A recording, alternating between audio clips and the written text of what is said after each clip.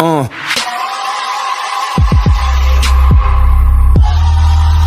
Hallelujah. Yeah.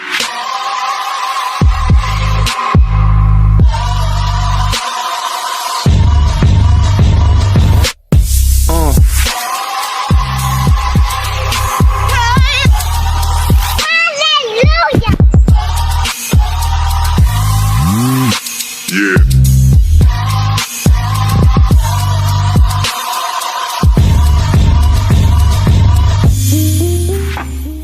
This is Bobby Okereke, inside linebacker for the Indianapolis Colts, and you are tuning into the Blue Stable Podcast. Welcome back to the Blue Stable Podcast, ladies and gentlemen. As always, I am your host, producer, content coordinator for the Blue Stable. Joined by me, as always, Culture Shock, man. We kind of had a few days to get over the tie and everything. Came away with some, more educated opinions, obviously, since we last spoke. And how you feeling going into week 2?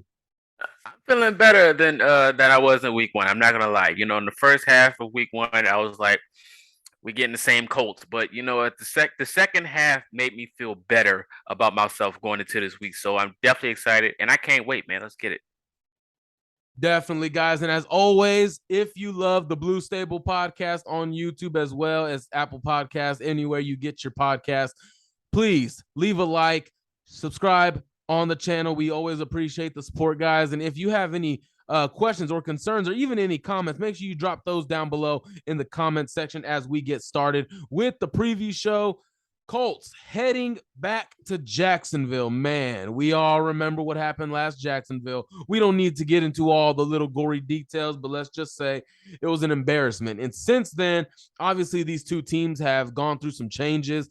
Jacksonville has made some changes for the better, honestly. Trevor Lawrence had a real tough year last year, obviously, with the whole Urban Meyer distractions, the offensive line, the lack of weapons, and then the defense.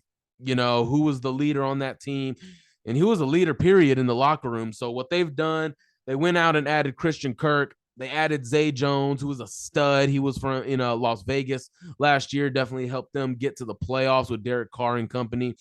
And then they are getting Travis Etienne back, which we saw had a big game against Washington, trying to, beat Carson Wentz. But obviously Carson Wentz had a big game against them, went in a little motivated. Maybe there was a little motivation from what happened in the last game of last year. But nonetheless, man, this team looks good.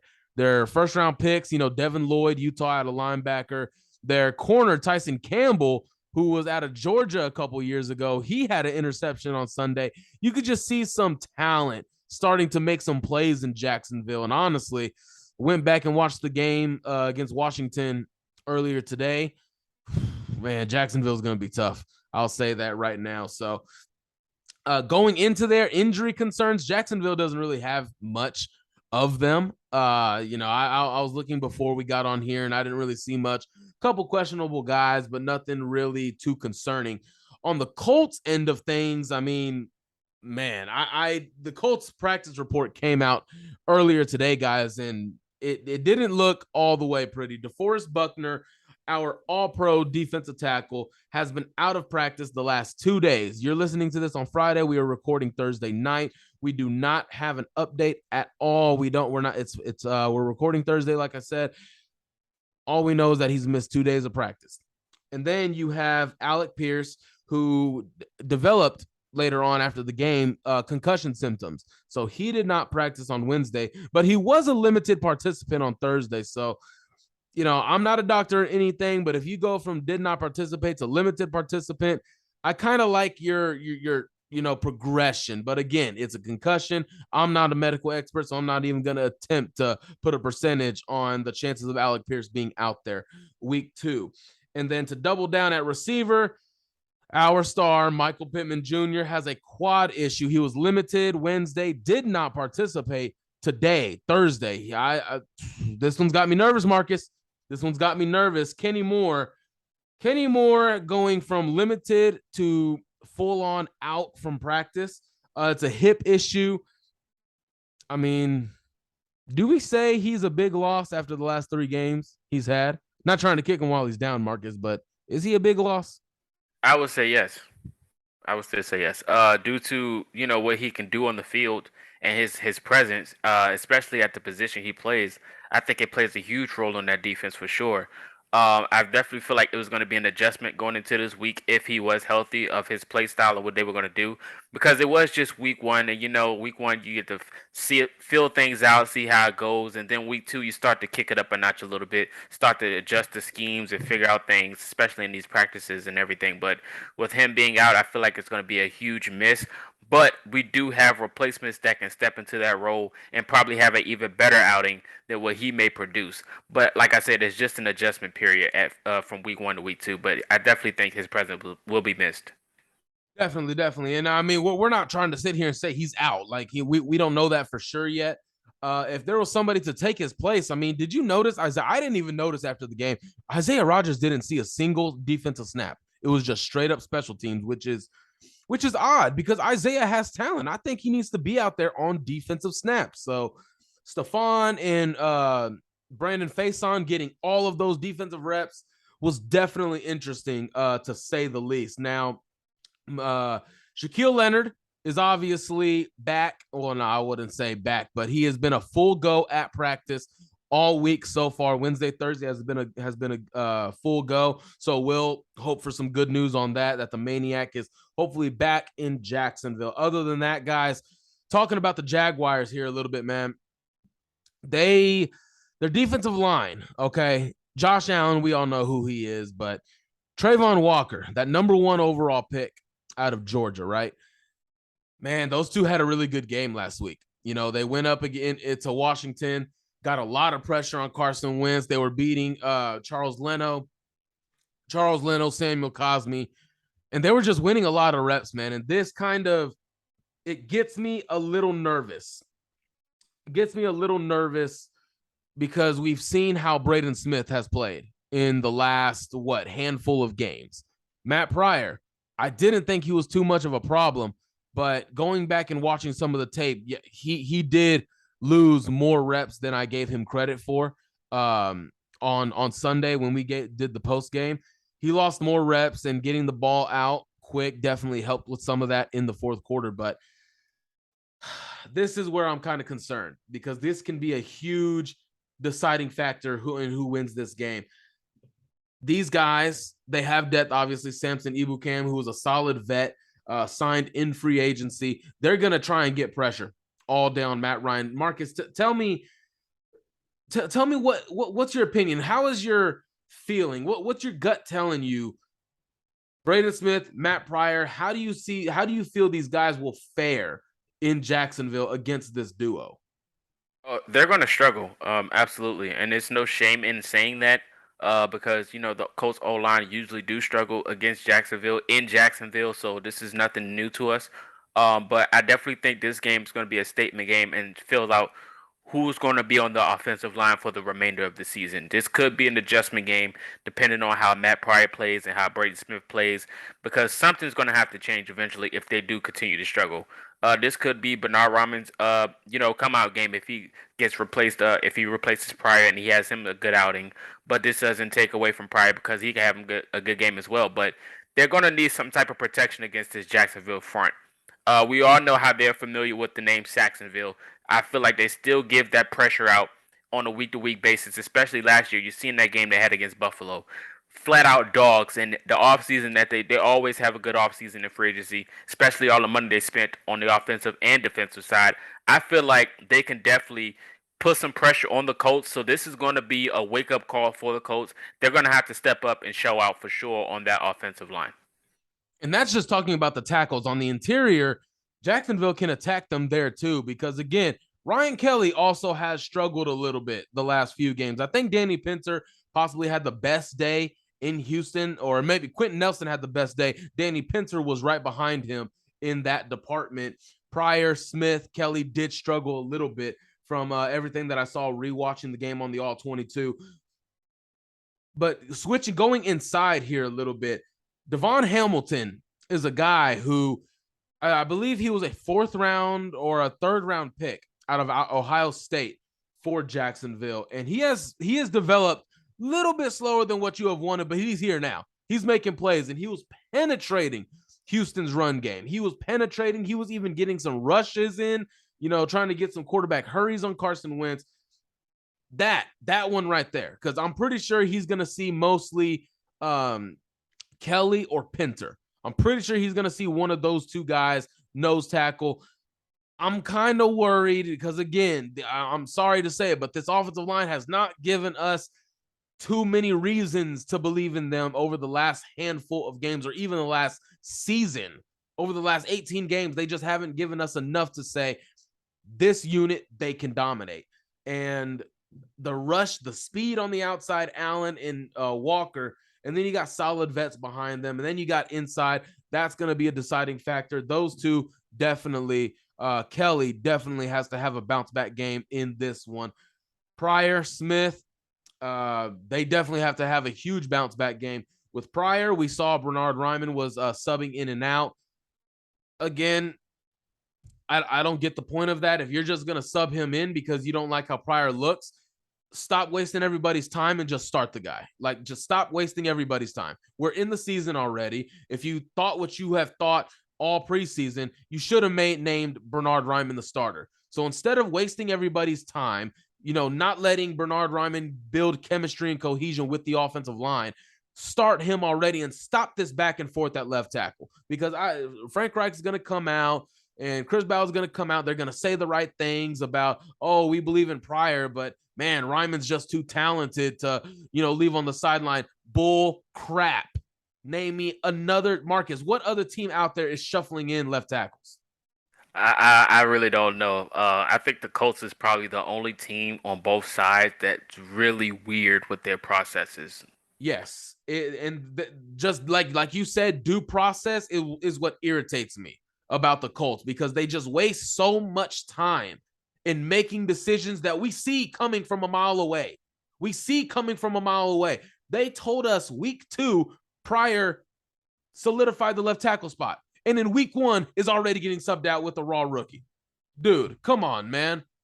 Like, we already know where this is headed. You're going to name Bernard Ryman the starter. Stop wasting everybody's time. Stop wasting Pryor's time so that way he can get in the groove of, okay, if I need to step in at right tackle, right guard, left guard, get him in that mode, okay? Bernard Ryman did look good in the 18 total snaps he was in, but man, stop wasting everybody's time. Start the guy already. We know you want to. Just do it. That's my little soliloquy for that one. But definitely, Bernard Ryman will see some time. I'm interested to see how he'll look against Trayvon Walker, by the way, because, man, Walker, he had a real good day against Washington. I will say that. So moving on here for the Colts defense, all right? What I saw from the Jaguars is a much improved pass game. Trevor Lawrence definitely looked the part Sunday, but also getting rid of Laviska Shenault. Shout out Visca, man. I don't have anything against him. I just don't think he should have been their pick in the second round. I'll say that. I think they could have used that on someone else. But going out and getting Christian Kirk, going out and getting a vet and Zay Jones, former Eastern Carolina product, getting that, elevating the passing game is definitely helping, just elevating talent. And another thing, Marcus, getting back Travis Etienne. That dude was a weapon on Sunday. What did you see from Travis Etienne? And, is he the guy you're most worried about in this offense? Because he is for me. I'll say it right now. He's the guy I'm most worried about on Sunday. To be honest, I think the Colts will have a fair, decent job with them stopping Etienne on the run. It's the receiving side, because with the new head coach that the Jaguars have and the scheme that they run, it's like college style based. Can the Colts defense keep up with that tempo? That's the real question, because they're gonna run 5 wide. They're gonna spread out the offense. They're gonna switch it up a little bit, and them having so much familiarity with Frank Reich in the offseason, showing up to the training camps and stuff like that, and then hiring the coach that was out there with Frank. It's kind of like him figuring out the team before he even signs with the Jaguars. So I'm pretty sure he's going to have something up his sleeve, and they're going to figure something out, and then they're going to use Etienne as much as possible because he's such a high value product on that offense. He's very talented, sneaky good, and he shows some type of flashes that you will want to see the Colts use with Nyheim Hines. I'm pretty sure they're like dang near identical, and they're both super talented and they're super quick. So I'm more worried about him in the pass game than rushing. Yeah. ETN is their guy that's out of the backfield, catching the ball. James Robinson is their downhill guy. If it's 3rd-and-1, they get the ball to him. And hell, he even had a really good 12-yard touchdown run against Washington where he just found the hole, had great vision, made a couple cuts, and got into the end zone and made it a pretty good game in the fourth quarter there. My thing is, and I didn't even mention this guy, they did add Evan Ingram at the tight end position. Now, say what you will, he does struggle. He struggles as a route runner, struggles as a blocker, has some bad days. But there's that one day that can be had. There's that one day that he has a year where everybody in fantasy enjoys him, and then the rest of the 16 games, they bench him. All right? This can't be one of those games. Okay? This can't be. And this is such a huge game to possibly get Shaquille Leonard back. Possibly, because we did see it. A little bit of the linebackers did fail on a couple of their assignments in Houston, especially up those seams. You saw it. That's really what the touchdowns came from for Houston. Jacksonville's going to test Julian Blackmon. Cover 3, single high safety. They're going to test them. I don't care. I'm not sure if there's a guy on Jacksonville that you just shadow with Stephon Gilmore. I think you just stick each guy on each side, and whoever you get is whoever you get. But other than that, this defense. The defense has just had I wouldn't say they've had poor moments in Jacksonville. Obviously last year, but times like 2018, you held them to 6 points, but your offense scored 0. I can't put that on our defense. They held them to 6 points at home. 2019, can't really blame it on them either because the offense was struggling with Jacoby Brissett. Couldn't really move the ball much. And then you had 2020, 2021, obviously last year. So this is an area where that worries me. Their offensive line looks the part. Not the part like, oh my gosh, they can shut down anybody. Washington didn't have Chase Young, okay? But what I saw, first half, they play well. They protect Trevor Lawrence well. But as the game goes on, and Washington was subbing in and out defensive linemen like crazy. The longer the game goes on, you started to see it. The pocket is collapsing a little bit more. So don't be surprised if in the first half, the pass rush really isn't going well, but then in the second half, it can turn on. Okay, that probably wasn't a good snap. I'm just going to stop, all right? I was trying to get it, all right? But that was a huge fail on my part. Marcus, does the pass rush came up a little bit small in Houston for the Colts, but obviously Kwity Paye turned it up. This is a game where not only is it another shot at redemption, but Yannick Ngakwe's return to Jacksonville. Obviously, his issues were with Tony Khan, the son of the main father, that Khan. I'm forgetting his first name, but the actual owner. Obviously, Tony Khan is not really with the Jaguars anymore. He's over there doing his wrestling stuff, which he's doing a great job at, by the way. Yannick Ngakwe's return to Jacksonville. I need him to take care of Cam Robinson. I need him to whip Cam Robinson. Yeah, for sure. The pass rush definitely improved in the second half, and that's why I feel a little bit better going into this week. But I feel like, Yannick could have a presence at this moment, and I feel like it's going to be like a ripple effect. If Yannick can go crazy, they're going to have to try to double him. Then that means DeForest Buckner can have himself a game if he plays.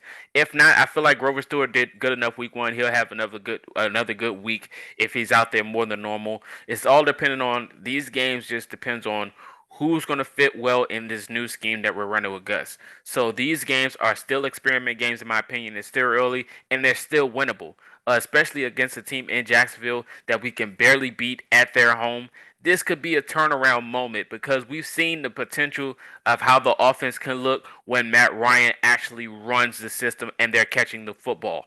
All of these things are going to play a huge role going into this week.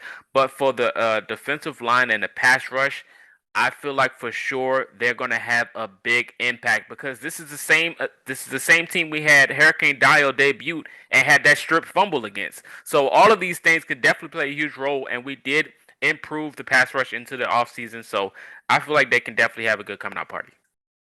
And it's interesting that you mentioned Hurricane there because there is a chance Dio might have to start come Sunday because, again, like we mentioned earlier in the show, DeForest Buckner has missed 2 straight practices with a hip issue.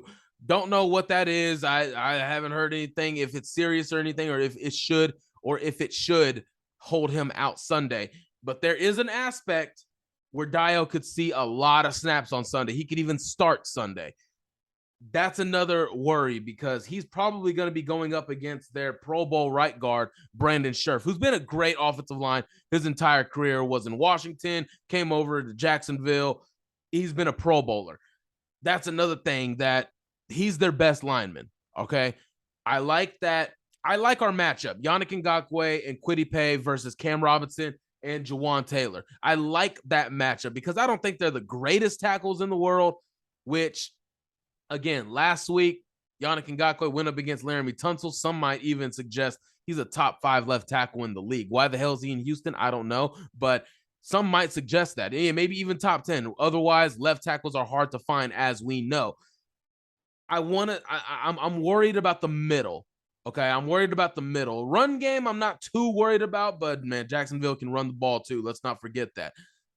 But pressure up the middle.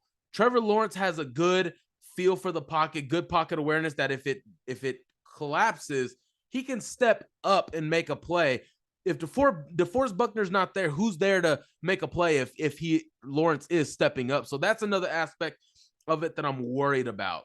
So again, Jacksonville, man, I don't know what it is down there. I don't know why we can't beat them lately in there, but I'm hoping everything leading up to Sunday that will change.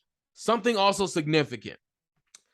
My son, he's injured. Marcus. Michael Pittman is dealing with an injury. Okay. He's dealing with an injury. Limited participant. Did not participate today, Thursday. And obviously, Alec Pierce is dealing with concussion symptoms. There's another aspect to that.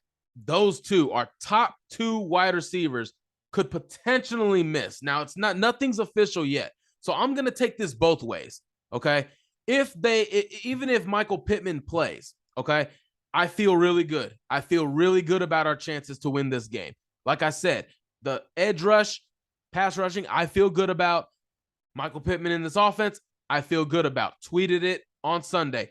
Get the ball in 11's hands. Good things will happen. I've been tweeting it since 2020. Good things will happen when you get the ball in 11's hands. So I feel good about, where this offense could be. Again, last week, 529 yards of total offense. I will take that every single day of the week. The drop touchdowns I can't have. So that's just another aspect to it that hopefully we get it cleaned up. And there was a nice little quote from Reggie Wayne earlier today. I believe Zach Kiefer tweeted that.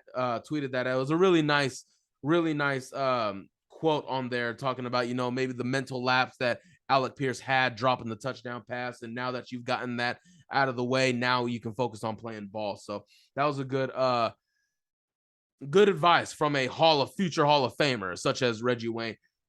Marcus, let's focus on the aspect Michael Pittman plays. Okay, let's just say he plays on Sunday. How do you feel? What is your general feel for the offense and how they could possibly perform Sunday? I feel great if he plays, but I think it's more of him being on the field. But I have problems and concerns with other positions that's not Michael Pittman wide receiver position. We're going to need the tight ends to step up this game more than anything, in my opinion, because they can be a huge asset to Matt Ryan and his performance, because we've seen Kyler Granson and Marley Cox, what they did driving down the field in the second half, and Kyler Granson dropped the ball. But we know that Kyler Granson is probably one of Matt Ryan's favorite targets, just looking for week 1. But if they can input their game with Michael Pittman Jr. being on the field, it opens up the offense to even more.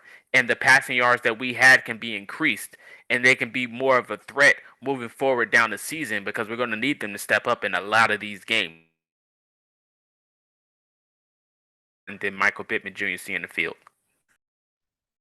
Oh man, I think you cut out for a quick second there, but I feel you. I feel you. I've been talking about the tight end position maybe the last 2 years, how that needs to be a constant production there.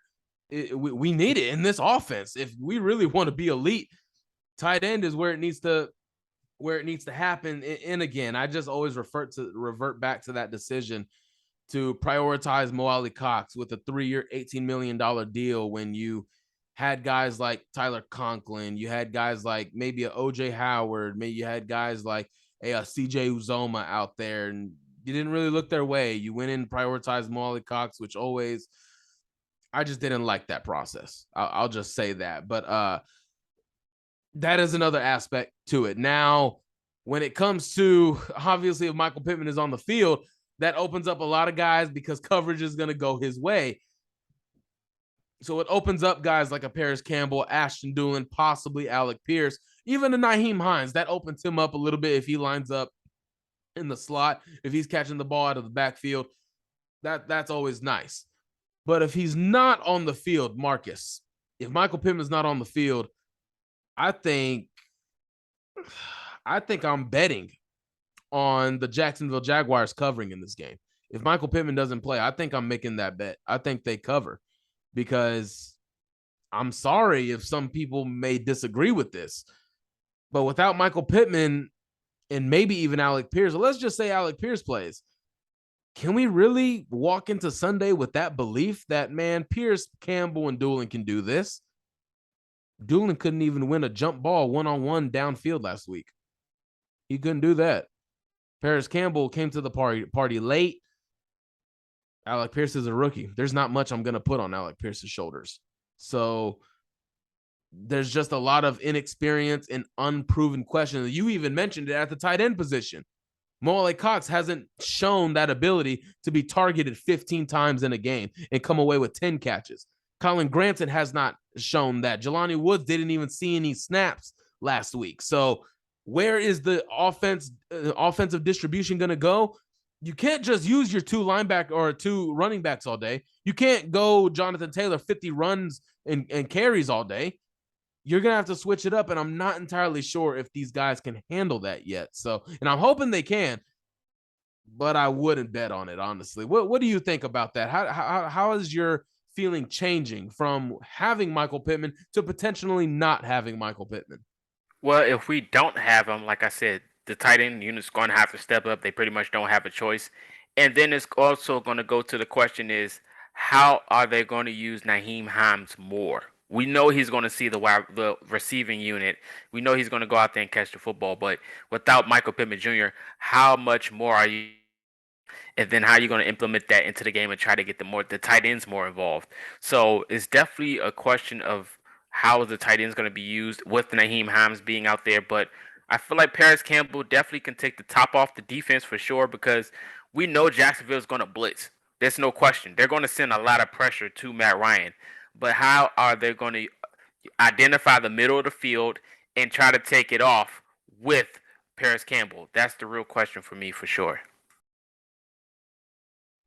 I'm there with you. And again, if you're struggling to pass the ball, that's why it's so important for your offensive line to have a bounce back game, to be able to run the ball, whether if you're giving it to Jonathan Taylor 30 times, Nyheim Hines 10 times, Deion Jackson 8 times, the offensive line is going to have a day regardless if Michael Pittman plays or he doesn't, if Alec Pierce suits up or he doesn't. This game is going to be about, I believe it's going to come down to the offensive line. If they protect Matt Ryan and if they're able to get penetration and open up some lanes for our running backs, that's where I think the game is going to lie on Sunday. So other than that, guys, let's go ahead and get into our predictions. It was a little bit of a quick one, but man, we're always down for those, man. We're always down for some of those quick previews. Obviously, it helps you guys out. Y'all don't have to listen to our voice for an hour. Y'all can just listen to it for 30 minutes. So, Marcus, believe the Colts are favored by 4. Now, Vegas does like Indy. pretty well. Usually the home team gets a 3-point swing, but now it's the Colts -4. So it's been a 7-point swing. So just like last week, Vegas likes Indy big. Right now, without knowing if Buckner, Pittman are playing, where are you going with this game? What prediction do you got?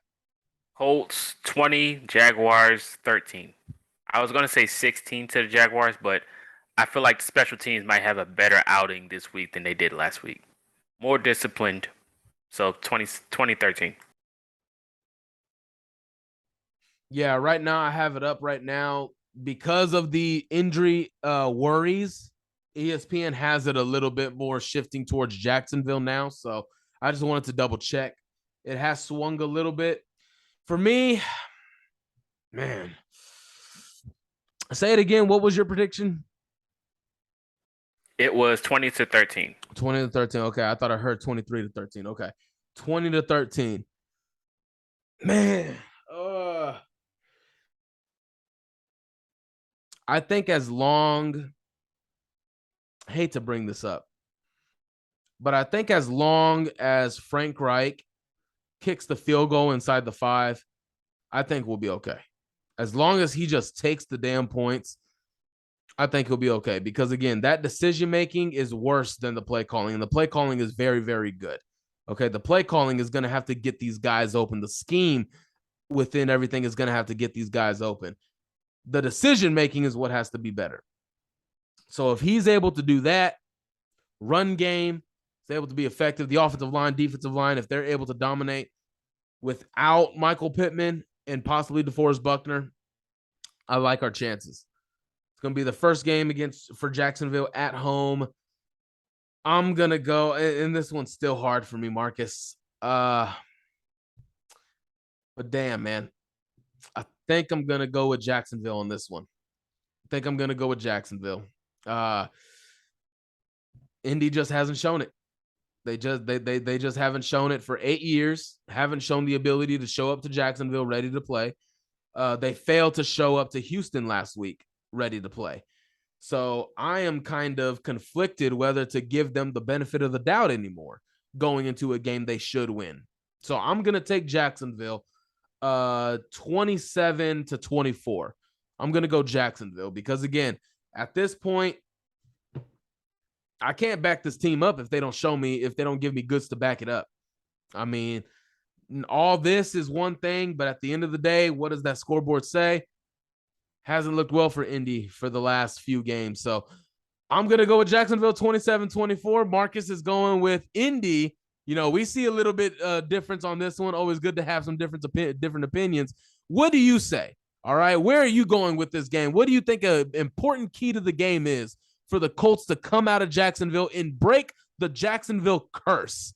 All right, we've moved on from week 1. What does it take to break the Jacksonville curse? Let us know down in the comments section below. Let us know what you're thinking, what your predictions are, and make sure you are subscribed to the Blue Stable and make sure to hit that notification bell anytime you are notified anything drops on the Blue Stable website as well. So other than that, Marcus, man, any other closing remarks?